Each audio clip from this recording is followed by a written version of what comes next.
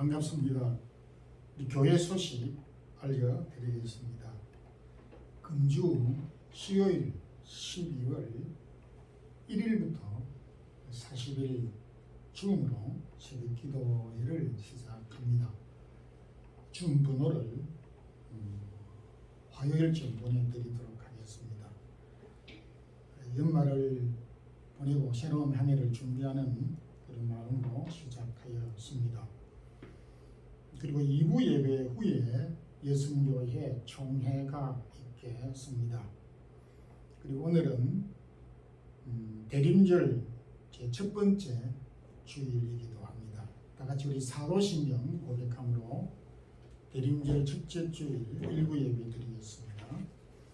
전능하사 천지를 만드신 하나님 아버지를 내가 미사오며 그 외아들 우리 주 예수 그리스도를 미사오니 이는 성령으로 잉태하사 동정녀 마리아에게 나시고 본디오 빌라도에게 고난을 받으사 십자가에 못 박혀 죽으시고 장사한 지 사흘 만에 죽은 자 가운데서 다시 살아나시며 하늘에 오르사 전능하신 하나님 편에 앉아 계시다가 저리로서 산 자와 죽은 자를 심판하러 오시리라.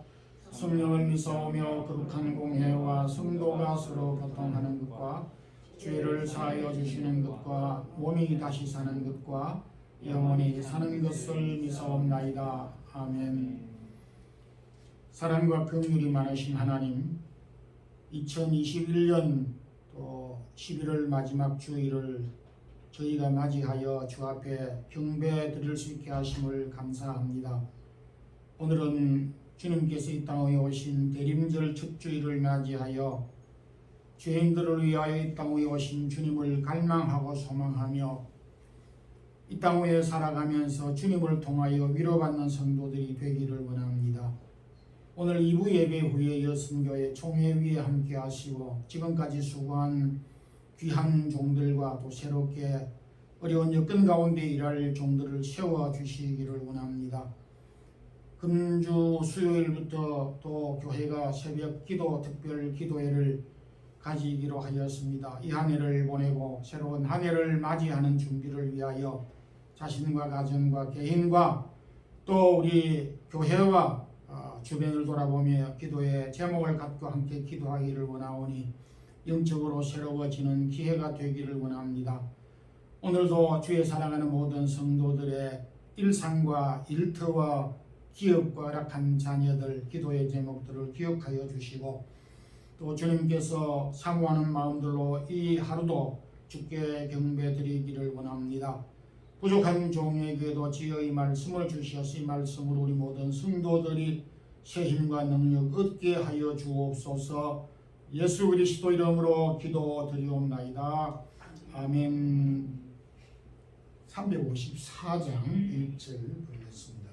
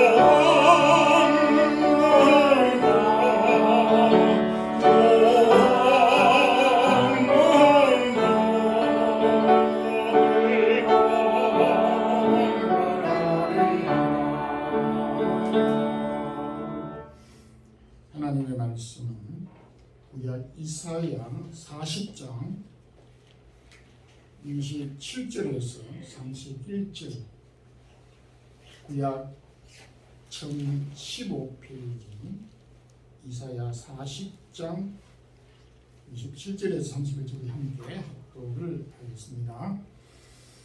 야곱아 어찌하여 내가 말하며 이스라엘 내가 이르기를 내 길은 여호와께 숨겨졌으며 내 송사는 내 하나님에게서 벗어난다 하느냐?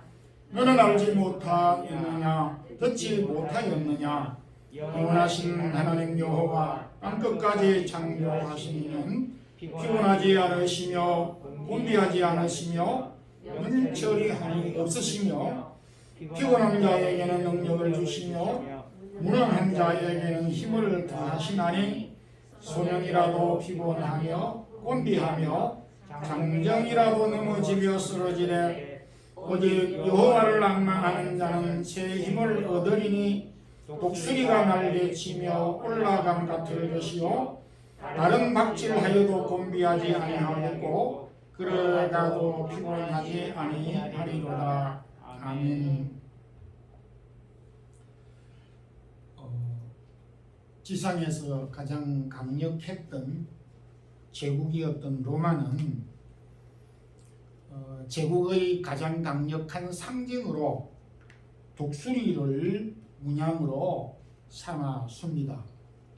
이후에 독일과 오늘의 강대국인 미국, 러시아도 독수리를 자국의 상징으로 내세우고 있습니다. 오늘은 이사야가 하나님의 백성을 독수리로 비유를 하였습니다. 이사야 선지자가 하나님의 백성들을 독수리로 비유한 이 말씀을 통해서 하나님은 독수리 같은 믿음을 원하신다. 이런 제목으로 함께 은혜를 나누겠습니다. 먼저 하나님은 독수리처럼 자기 백성들의 보금자리를 흩어지는 경우가 있습니다. 독수리를 우리는 새의 왕이라고 부르는데 그것은 다른 새들보다 빠르고 높이 나는 새이기 때문만이 아니라 삶의 방식 자체가 일반적인 새와는 너무나 다르게 삶의 방식을 갖고 있기 때문입니다. 많은 삶의 다른 방식 가운데 집을 짓는 방식과 새끼를 양육하는 것부터 엄청난 차이가 있습니다. 일반적으로 독수리는 사람이 접근할 수 없는 높은 절벽에 집을 짓고 그리고 가장 먼저 둥지를 만들 때에 아주 쫄깃한 가시를 둥지 기초로 해서 그 위에 깃털과 여러 부드러운 풀들을 소복히 얹은 다음에 거기에 알을 낳고 부화를 하게 됩니다.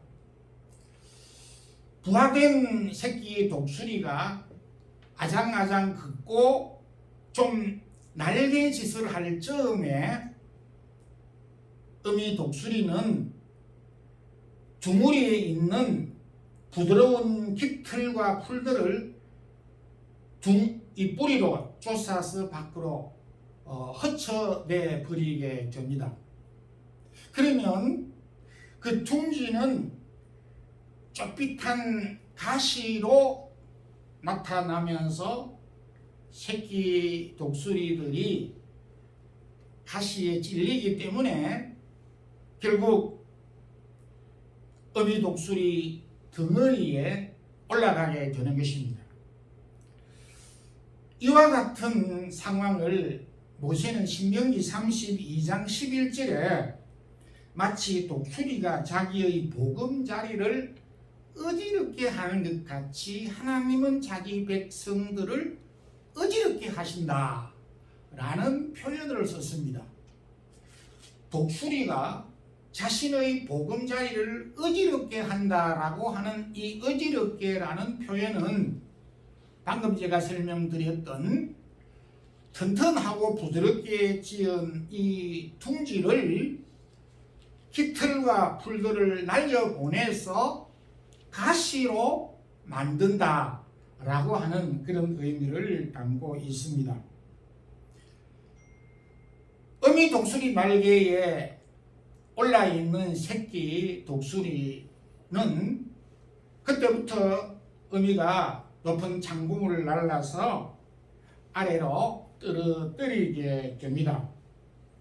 한 번도 날아본 적이 없는 새끼 독수리는 날개짓을 하며 부드덕거리면서 땅으로 막 떨어지고 또 땅에 떨어지기 직전에 재빠르게 어미 독수리는 날아서 자기 등에 다시 태우고 하기를 반복해서 나는 연습을 훈련을 하는 것이 독수리 어미가 새끼를 훈련하는 과정이라고 설명하고 있습니다.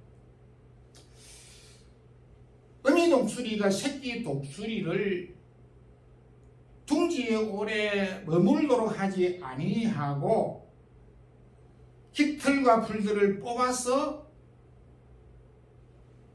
자기 등에 엎혀서 그리고 날도록 훈련하는 이 과정은 새끼 독수리를 강하게 훈련하기 위함인 것입니다.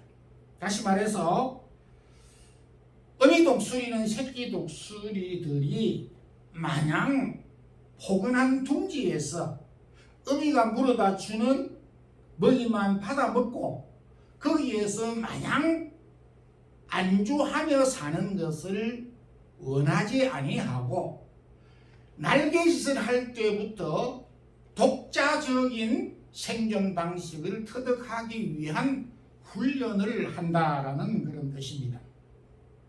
27절에 야곱아 이스라엘아 이렇게 말씀을 하고 있는데 야곱을 지칭하는 이스라엘, 야곱을 비롯한 모든 이스라엘 백성들은 그야말로 포근한 둥지 속에 포근한 안식처에서 살아본 적이 없는 백성들입니다. 이것은 마치 이사야가 말씀하셨던 어미 독수리가 새끼를 양육할 때에 둥우리에 안주하지 못하도록 가시를 주어서 나르지 않으면 안 되는 그런 상황을 하나님이 그 백성들에게 허락하신 것을 여기에서 말하고 있습니다. 창세기 47장 9절에 야곱의 삶이 나그네의 삶이었음을 고백하고 그의 고백을 통하여서 그의 삶을 압축하고 있는데 내 나그네의 삶이 130년이고 이 130년의 나그네 삶은 가히 험악한 세월을 보내었습니다 라고 하는 고백을 하고 있습니다. 우리가 알고 있는 대로 오늘의 그 북미와 남미는 모두 이민자들로 구성된 나라였습니다. 개척자들이 남미와 북미를 개척을 하였을 때에 목적과 동기가 서로 달랐습니다. 남미로 이민을 간 사람들은 황금을 캐기 위해서 상업을 통해서 돈을 벌기 위해서 전 세계에 많은 사람들이 남미로 모여들었고 북미로 간 사람들은 신앙의 자유를 얻기 위해서 믿음으로 살기 위해서 건너간 것이 바로 북미의 개척이었고 북미의 시작이었습니다. 본국을 떠나서 타 지역으로 이주한 것은 맞지만은 이주한 동기와 목적은 너무나 달랐습니다. 그 결과 시간이 흐를수록 많은 차이점을 우리가 볼 수가 있습니다. 모두 이민자들이지만은 그럼에도 신앙의 목적을 찾아서 간 북미 개척자들을 향하여서 그들은 이민자라고 부르기보다는 필그림, 순례자들이다라고 그렇게 말을 붙이는 것입니다. 하나님은 저와 여러분에게도 동시에 참 포근하고 따뜻한 둥지에서 안식하고 여생을 보내기를 우리는 갈망하고 또 노력하고 있습니다. 그것이 인간의 본능일 수도 있습니다. 그러나 하나님은 자기 백성들이 마냥 안주하고 포근한 상태에서 살아가는 것보다는 험난한 이 세상 가운데서 강한 믿음의 사람으로 살아가기를 원하신다라고 하는 것입니다. 왜냐하면 이 세상은 정말 전투하는 곳이고 악이 우리를 도전해 오는 곳이기 때문에 우리가 강하지 않으면은 침노당할 수밖에 없기 때문에 하나님은 우리를 강하게 하시기 위해서 우리의 포근한 안주를 허락지 아니하시고 흔들어서 날지 않으면 안 되고 개척하지 않으면 안 되고 싸우지 않으면 안 되는 현실을 우리가 직면하게 되는 경우가 있다는 것입니다. 지금도 마찬가지입니다. 지금 우리가 살고 있는 이 환경은 우리가 포근한 삶을 누릴 수 있는 환경이 전혀 아닙니다. 왜 하나님이 우리에게 포근한 안주할 수 있는 여건과 형편을 주시지 아니하고 많이 소용돌이 가운데 우리를 내버려 두시기도 하시는가 하는 생각을 하기도 합니다. 그렇지만은 하나님은 자기 백성들이 독수리처럼 강하게 믿음을 가지고 살아가기를 원하기 때문인 것입니다. 그래서 베드로 사도는 박해를 받는 그리스도인들, 흩어져 있는 성도들을 흩어진 나그네다 이렇게 말을 했습니다. 여기 흩어진 나그네라고 하는 말을 헬라어로 디아스포라라고 부릅니다. 디아스포라라고 하는 것은 흩어진 씨앗들, 거기에 갈로를 채우면은 복음의 씨앗, 흩어진 복음의 씨앗들이다 라고 명명하고 있습니다. 하나님께서 왜 자기 백성들을 흩어지게 만들었느냐? 복음의 씨앗이 되기 위해서 흩어지게 하셨다라고 하는 말씀입니다. 사도행전 8장을 보게 되면은 박해가 있어 사도들 외에는 다 흩어지니라. 하나님이 의도적으로 자기 백성들을 복음의 씨앗으로 소아시아 전역을 흩어지게 하였습니다. 오늘도 우리가 살아가게 되면서 우리에게 분명한 목적과 동기, 가치관이 필요한 것입니다. 우리가 지금 스페인에 살고 있지만은 우리는 흩어진 복음의 씨앗들이다. 하나님께서 나를 이곳에 복음의 씨앗으로 심으셨구나 하는 목적의식을 가지고 살아야 되는 것입니다. 어려우면 어려울수록 하나님이 우리를 복음의 씨앗으로 이 스페인 땅에 흩어 보내셨구나 하는 이런 사명 목적의식을 우리 그리스도인들이 소유해야 할 것으로 생각이 됩니다. 두 번째는 하나님은 우리가 독수리처럼 새로워지기를 원하십니다. 29절에 피곤한 자에게 능력을 주시고 무능한 자에게 힘을 주신다. 흩어져 살고 있는 나그네들이 얼마나 힘에 부치게 되겠습니까? 그렇지만은 그 피곤한 백성들에게 능력을 주시고 무능한 자들에게 힘을 더하시는 분이시다라고 말씀을 하고 있습니다.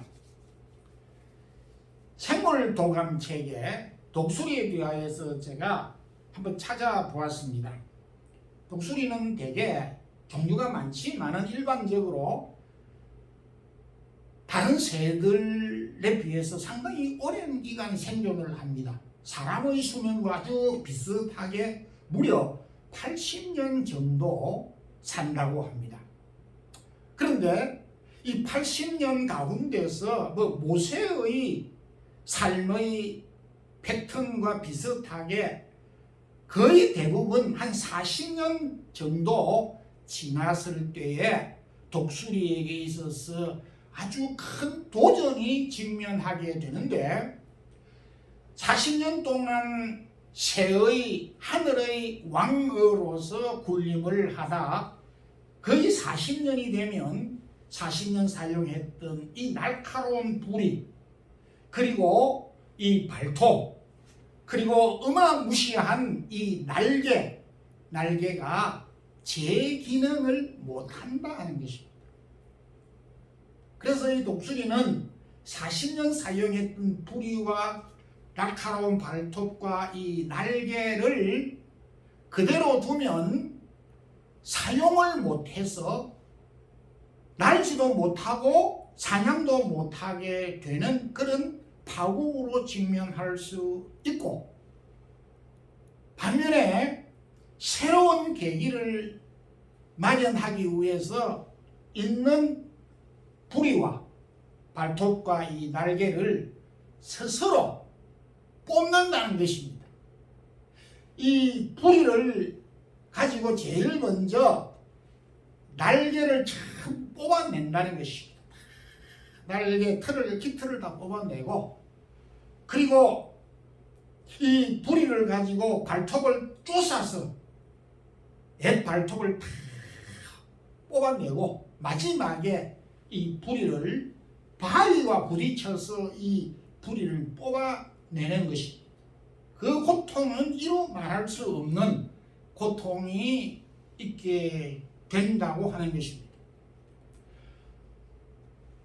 독수리에게 있어서 부리와 발톱과 날개가 빠져버렸을 때에 그때는 사냥도 못하고 다른 짐승의 먹잇감이 될 수 있는 생명을 잃을 수도 있는 위기에 처하게 된다고 합니다. 거의 한 달여 동안 먹지 못하고 그 고난의 기간을 보내는데 이 기간 동안은 그야말로 참혹한 기간이 된다고 합니다. 그런데 한 달 정도 지나면은 새로운 발톱과 새로운 부리와 새로운 날개가 돋아나게 돼서 이 기간을 거치게 되면 새로 태어난 독수리가 되어서 40년을 또다시금 하늘의 제왕으로 등극하게 된다라고 기록하고 있습니다. 이사야는 이 사실을 알고 우리에게 교훈을 해주셨는지는 모르지만은 하나님은 자기 백성들이 새롭게 태어나야 된다. 새롭게 태어나지 않으면은 우리는 다시 살 수가 없다. 이렇게 예수님께서 니고데모에게 말씀을 하였습니다. 주님은 니고데모에게 내가 거듭나지 아니하면은 하나님의 나라를 볼 수 없고 물과 성령으로 나지 아니하면은 하나님 나라에 들어갈 수 없다. 이렇게 말씀을 하였습니다. 물로 태어난다라고 하는 말은 일반적으로 의학적으로 부모의 태의 양수에서 태어나는 것을 말하며 성령으로 태어났다라고 하는 것은 하나님께 태어난다라고 하는 말입니다. 성령으로 태어난다는 말을 성경은 요한일서 5장 1절에서 이렇게 말하고 있습니다. 그리스도를 믿는 자마다 하나님께로 태어난 자니, 그러니까 우리가 거듭난다라고 하는 말이나 성령으로 태어난다라고 하는 말이나 하나님께로 태어난다라고 하는 말은 우리가 그리스도를 믿는 믿음을 가리키고, 그리스도를 믿는 믿음은 다시금 우리가 거듭나고 태어나는 것을 말하는 것입니다. 육적인 출생과 달리 새롭게 하나님의 자녀로 태어나는 것은 다른 방법이 아닌 믿음으로서 태어나는 것이다 라고 말을 하고 있습니다. 요한은 요한복음에서도 영접하는 자, 곧 그 이름을 믿는 자들에게는 하나님의 자녀가 되는, 예수 그리스도를 영접하고 믿을 때는 하나님의 자녀가 되는 권세를 주셔서 하나님께 다시 태어난다는 것입니다. 그래서 우리가 강한 믿음의 사람으로 이 땅에 살아가기 위해서는 다시 믿음으로, 확고한 믿음으로 태어나고 새롭게 무장해야 될 필요가 있다는 것을 말하고 있습니다.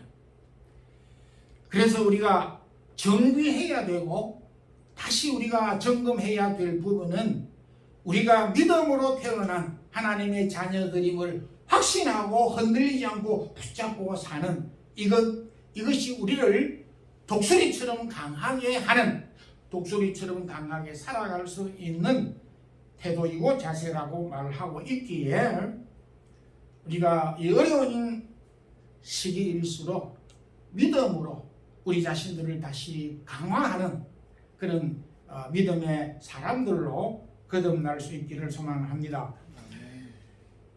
이사야는 우리가 독수리처럼 높이 날아오르기를 원하시고 있습니다.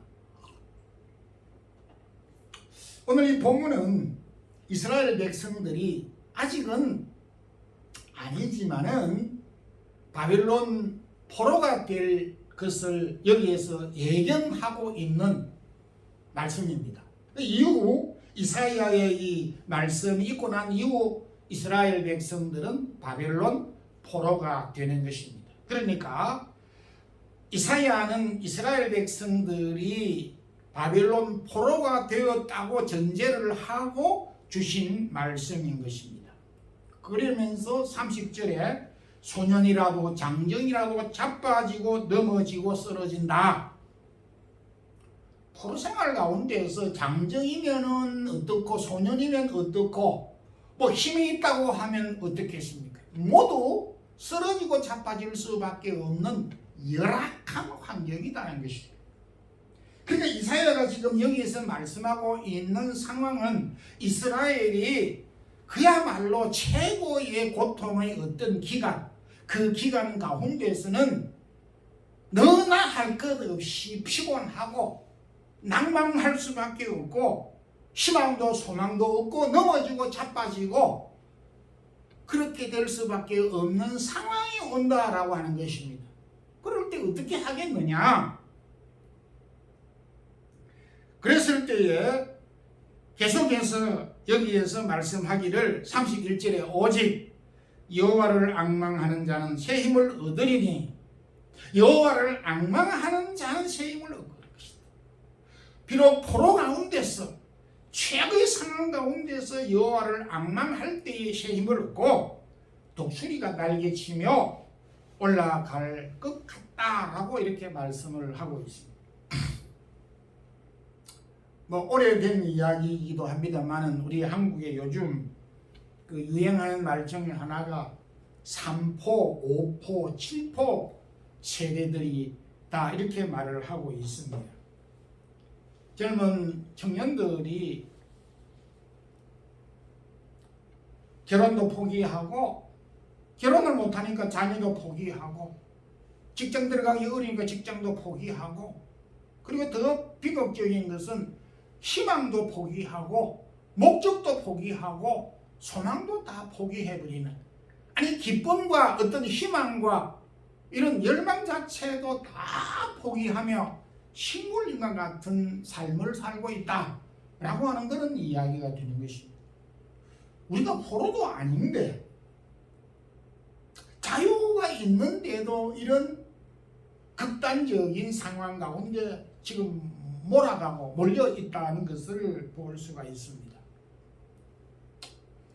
우리가 살고 있는 이 시대보다 이스라엘 백성들이 살았던 그 시기, 이사야가 이렇게 말씀하는 시기와는 실제 비교가 되지 않음에도 불구하고 상대적으로 어려운 것만 사실인 것입니다. 그럴 때에 여호와를 앙망하는 자, 여기 앙망한다라고 하는 말은 참을성 있게 기다린다라는 말입니다. 참을성 있게 인내하고 소망을 가지고 기다린다라고 하는 뜻이고, 새 힘을 얻으리라고 하는 것은 힘이 조금씩 돋아나서 새싹이 돋아나는 것과 같이 보이지 아니하게 새 힘이 싹처럼 돋아난다라고 하는 것을 말합니다. 겨울에 모든 것이 다 얼어 죽어버렸던 것 같이 보이지만 봄이 되면 새싹이 얼음을 바위를 뚫고 이렇게 운동고 솟아나는 것처럼 여호와를 앙망하게 될 때 눌려져 있는 틈새로 새싹이 올라나는 것처럼 하게 될 것이다. 어떨 때에? 여호와를 앙망하게 될 때에, 즉 참고 기다릴 때에, 이런 이야기입니다. 우리가 여호와를 앙망해야 된다라고 생각할 때에 좀 구체적이지 못합니다. 여호와를 우리가 늘 앙망하지 않는 건 아닌데 이게 도대체 무슨 말인가? 라고 하는 것을 저도 많이 생각을 해보았습니다. 근데 여기 여호와를 앙망한다라고 했을 때 가치와 목표, 확신을 가지고 포기하지 아니하고 참을성 있게 기다리는 것을 말하고 있습니다. 오늘은 이 교회 역으로 대림절 첫째 주간입니다. 예수님께서 이 땅 위에 오신 것을 우리가 갈망하면서 우리의 연약한 부분을 주님께서 대신해 주시기 위하여서 이 땅 위에 오신 그 날을 우리가 기억하면서 우리의 현실의 어려움들을 극복해 나가는 그런 절기이기도 합니다. 주님께서 어린 아기로 오셨을 때에 너무 초라했습니다. 이스라엘 백성들은 우리를 로마 가운데서 이 상황 가운데서 건져줄 구세주를 갈망하였는데 어린 아기로 올 줄은 꿈에도 몰랐습니다. 그래서 사람들은 어린 아기로 오신 예수 그리스도를 모르는 척했고 도리어 배척을 하였습니다. 그 가운데서 조그마한 사람들이 주님의 오심을 갈망하고 끝까지 참고 기다렸던 사람들도 있었습니다.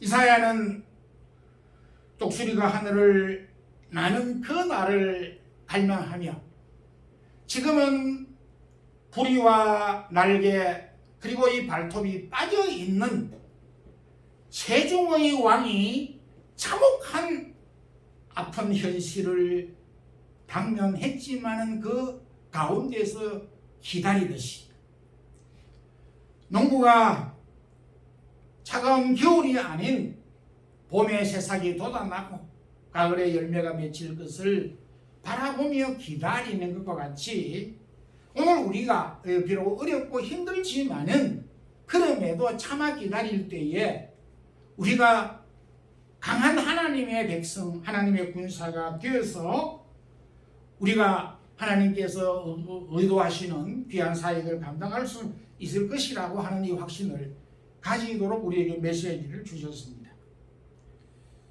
우리가 포근한 둥지에 머물기보다 강한 믿음의 사람이 되기를 하나님은 원하십니다.